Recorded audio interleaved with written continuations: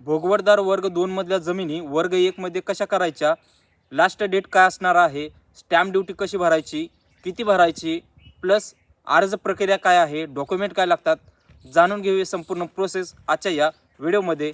Video महत्त्वाचा आहे, तत्पूर्वी तुम्ही जर चॅनलवरती नवीन असाल तर चॅनलला सबस्क्राइब करा। सर्वात महत्त्वाची गोष्ट म्हणजे तुम्हाला जे डॉक्युमेंट आहेत ते डॉक्युमेंट तुमचे क्लिअर असले पाहिजे आहेत। त्याच्यानंतर महत्त्वाची गोष्ट आहे ते म्हणजे तुम्ही जी भोगवटदार वर्ग 2 मधली जमीन आहे त्या जमिनी संबंधात काहीही वादविवाद नको आहेत आणि असं असेल तर प्रोसेस केलेली पुन्हा प्रोसेस थांबू शकते। त्याच्यामुळे वादविवादास्पद जर जमीन असेल तर त्याला तुम्ही भोगवटदार वर्ग 1 मध्ये करायचं नाही, कारण त्यातून पैसा आणि वेळ हे दोन्ही वाया जाणार आहे।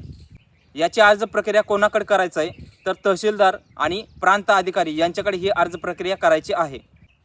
शेतकरी मित्रांनो, अर्ज प्रक्रिया करताना एक गोष्ट व्यवस्थितपणे समजून घ्या।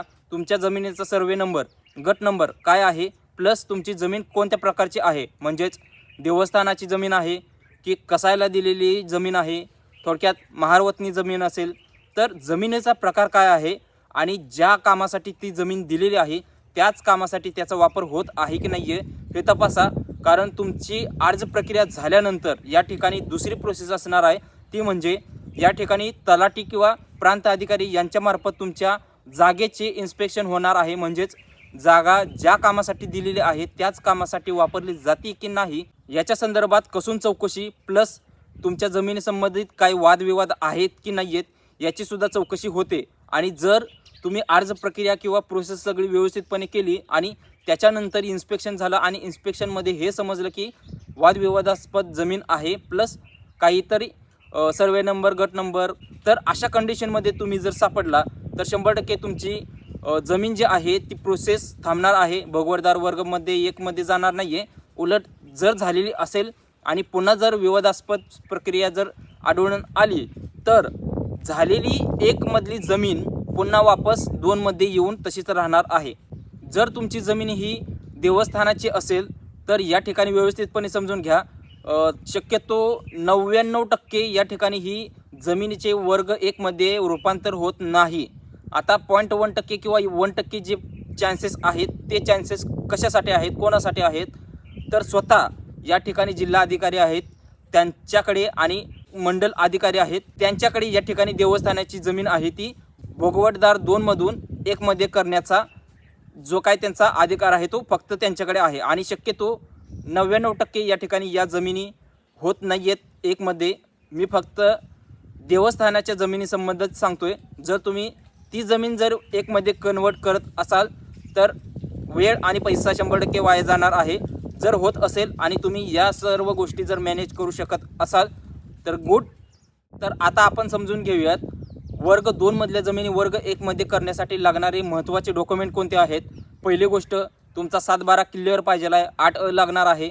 त्याचबरोबर आतापर्यंत तुमची जमीन आहे ती कोणामार्फत आलेली आहे ते व्यवस्थितपणे या ठिकाणी शासनाकडे त्याचं नमूद असणे गरजेचं आहे। तर पुन्हा समजून घ्या, 7/12, 8 फेरफार आणि जर तुम्ही जमीन कसत असाल तर त्यासंबंधी तुमचं प्रमाणपत्रसुद्धा तुम्हाला लागणार आहे। लागू असल्यास नागरी सुविधा प्रमाणपत्रसुद्धा या ठिकाणी लागेल। जर लागू असेल तर तुमच्या जमिनीची सरकारी मोजणी झाली आहे या संबंधित मोजणीचा नकाशा तुम्हाला लागेल। त्याचबरोबर चलनाची प्रतसुद्धा तुम्हाला या ठिकाणी अर्जासोबत भरायची आहे। यानंतर आपण समजून घेऊयात या ठिकाणी वर्ग 2 मधल्या जमिनी वर्ग 1 मध्ये करताना शासनाच्या काही अटी नियम काय आहेत तर ते कोणते आहेत। पहिली गोष्ट म्हणजे जमीन आहे ती सरकारी असणे गरजेचं आहे, म्हणजेच सरकारकडे त्याचं जो काही पाठपुरावा आहे तो असणे गरजेचं आहे।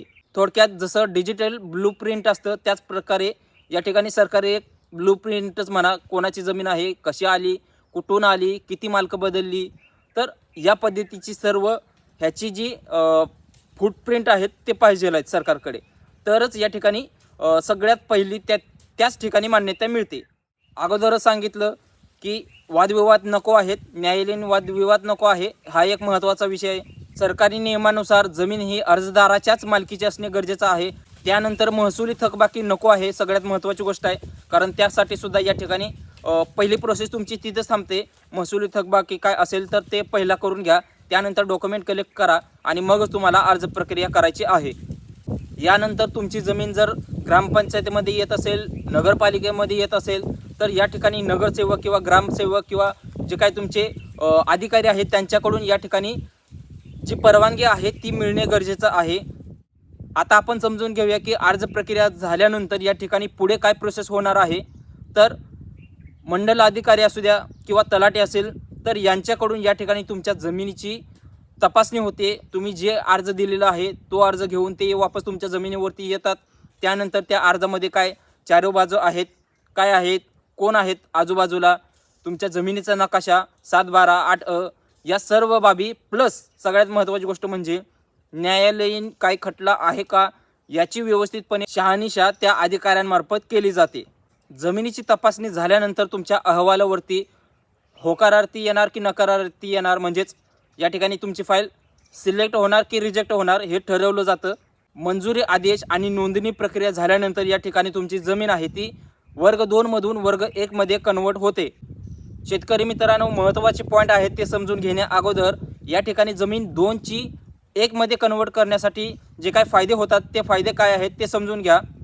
पहिली गोष्ट म्हणजे विक्री किंवा हस्तांतरासाठी तुम्हाला काही अडीअडचण राहत नाही. म्हणजे तुम्हाला कायदेशीररित्या तुमची जमीन आहे ती वर्ग 1 मध्ये झाल्यानंतर तुम्हाला स्वतः ती विकता येते आणि कोणालाही तुम्हाला हस्तांतर करता येते, काहीही त्याचं करता येतं, तुम्हाला लोन घेता येतं, काहीही करता येतं, लीजवरती सुद्धा देता येतं.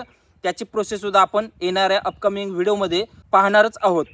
यानंतर एक महत्त्वाचा विषय आहे ते म्हणजे ही सर्व प्रोसेस होण्यासाठी टाईम पिरियड काय लागतो. तर या ठिकाणी तुमची जर व्यवस्थितपणे ओळख असेल तर होय 1 महिन्यामध्ये तुमचं काम होऊ शकतं. पण या ठिकाणी सरकारी नियमानुसार जर चालायचं झालं तर 1 ते 3 महिन्यापर्यंत या ठिकाणी वर्ग 2 मधली जमीन वर्ग 1 मध्ये होण्यासाठी टाईम पिरियड हा लागतोच. सगळ्यात महत्त्वाची टीप तुम्हाला देतोय ती म्हणजे जोपर्यंत वर्ग 1 मध्ये कन्वर्ट होत नाही तोपर्यंत त्या जमिनी संबंधात तुम्हाला काहीही लीजवरती देणं असू द्या किंवा विक्री असू द्या असे व्यवहार करायचे नाहीत.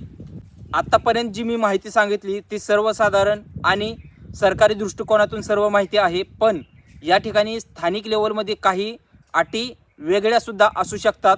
तुमचे जर काही क्वेश्चन असतील तर 100% तुम्ही कमेंट करा. रिप्लाय देण्याचा मी पूर्ण प्रयत्न करेल. धन्यवाद.